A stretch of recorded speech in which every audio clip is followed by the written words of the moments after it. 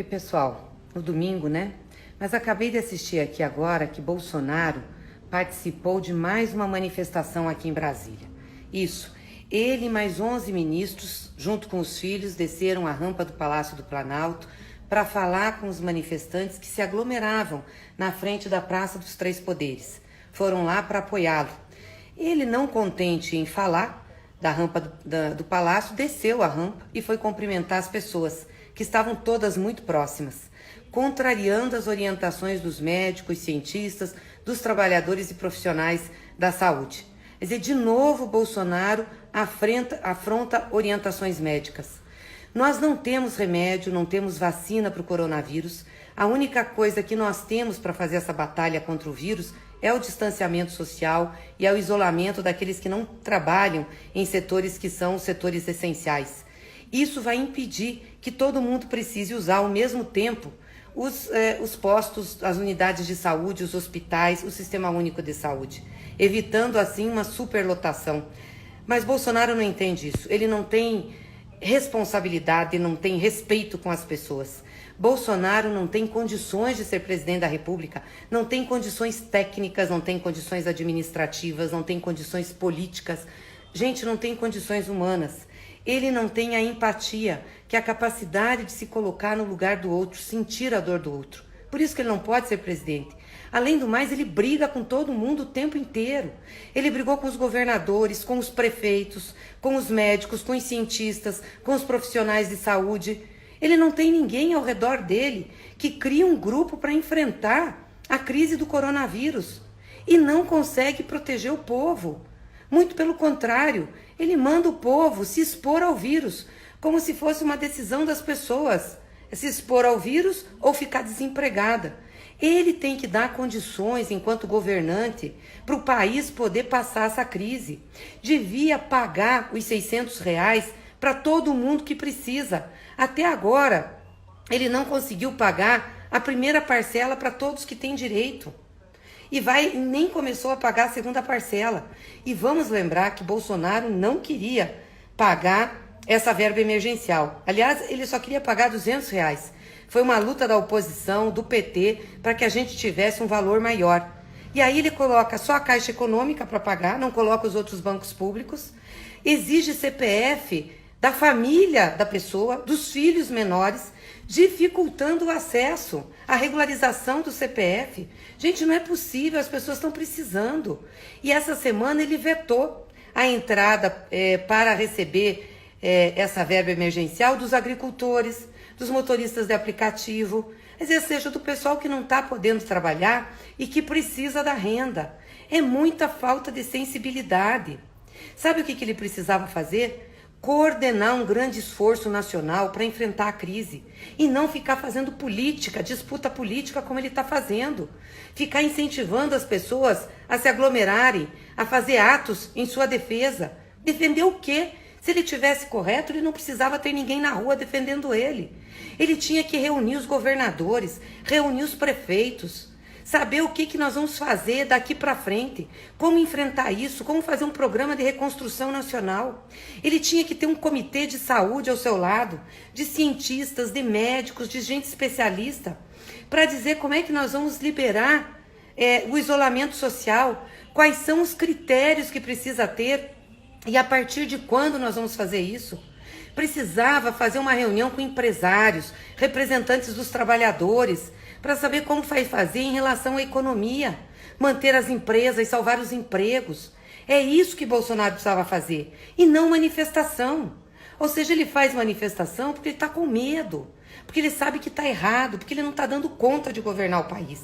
É uma tristeza ver isso aqui, uma tristeza ver o presidente levar 11 ministros para falar numa manifestação, os seus filhos, ir lá se misturar com o pessoal num momento que tem a pandemia e não ter proposta de reconstrução do país. É muito triste. E hoje, aliás, sai mais uma denúncia de um empresário amigo de Bolsonaro, muito amigo, que doou a casa para ser comitê do Bolsonaro no Rio de Janeiro, dizendo que Flávio Bolsonaro e Jair Bolsonaro foram informados pela Polícia Federal antes das eleições que o caso Queiroz ia estourar. Ou seja, membros da Polícia Federal informaram a família de que já tinha uma investigação sobre Queiroz, que já sabiam que Queiroz fazia as rachadinhas no gabinete do Flávio Bolsonaro, que já sabiam que ele tinha depositado na conta de Michele, já sabiam que Queiroz tinha envolvimento com milícia, que a filha do Queiroz trabalhava com Jair Bolsonaro, e orientaram a família a demitir os dois. A demitir o Queiroz e a demitir a filha do Queiroz do gabinete do Bolsonaro. E disseram que iam segurar a operação para só ser divulgada depois da eleição. Tanto é verdade que a operação foi divulgada no início de dezembro, depois do segundo turno das eleições. Ou seja, se isso viesse à tona antes, possivelmente Jair Bolsonaro teria dificuldade de se eleger. Bolsonaro é fruto de uma fraude, e não só dessas. Nós já denunciávamos lá atrás e entramos com ações judiciais de investigação no TSE, que estão lá dormindo nas gavetas do TSE. O TSE tem que explicar por que não julgou ainda, em que nós pedíamos investigação de crimes eleitorais que levaram à eleição do Bolsonaro, uma eleição que está ilegítima. Bolsonaro foi favorecido pelo Moro quando, primeiro, Moro julgou, condenou e prendeu Lula, e depois articulou para Lula não ser candidato. E não contente com isso, soltou um depoimento do Palocci durante as eleições, que não tinha nada a ver, que era, inclusive, que não podia ter soltado, porque estava sob a justiça, não tinha que ser público, e depois nós viemos a saber que a delação do Palocci era mentirosa, mas soltou naquele momento para detonar o PT, para detonar o Lula, para detonar o Haddad. Não contente com isso, as fake news, que se espalharam aos milhares, com coisas mais absurdas contra o PT, contra Fernando Haddad, contra o presidente Lula, contra a Dilma, contra lideranças do PT. E agora nós ficamos sabendo que o caso Queiroz era um caso anterior às eleições. E que parte da Polícia Federal, alguém da Polícia Federal, um grupo da Polícia Federal, que estava na campanha de Bolsonaro, determinou que esse caso não viesse à tona antes das eleições, ajudando o Bolsonaro a ganhar. Ou seja, Bolsonaro não seria presidente da República se não fosse essa orquestração do Moro, se não fosse as fake news, o dinheiro ilegal de campanha, o caixa 2 desses empresários que continuam a financiar essas manifestações aqui em Brasília, que de popular não tem nada, né? É o andar de cima da sociedade, é financiado por empresário. E agora a gente fica sabendo que a Polícia Federal acobertou. Nós temos que investigar isso, a Justiça Eleitoral tem que julgar essas ações de investigação que nós entramos. Mas, sobretudo, nós temos que investigar isso no Congresso Nacional. E é por isso que essa semana, numa articulação com a oposição, todos os partidos de oposição, nós estamos entrando com um pedido de CPI para fazer essa investigação. As investigações sobre a fraude eleitoral de 2018. Tem que caçar a chapa Bolsonaro e Mourão. É cassação com uma nova eleição. É isso que precisa. Porque, gente, a continuar esse homem governando o país, a continuar ele do jeito que está, nós não vamos sair da crise. Nós já estamos com mais de 15 mil mortos. Ainda esse número está subnotificado. Com mais de 200 mil pessoas que são afetadas pelo coronavírus. Nós vamos chegar a 25 milhões de desempregados no Brasil. As empresas vão quebrar. E não é porque as pessoas não estão indo trabalhar, não. Vão quebrar porque não tem um sistema de proteção. Bolsonaro soltou um crédito para as empresas, 40 bilhões. Sabe quanto foi liberado desse crédito? 1%. E sabe por que foi liberado só 1%? Porque estão exigindo que as empresas paguem seus empregados por banco.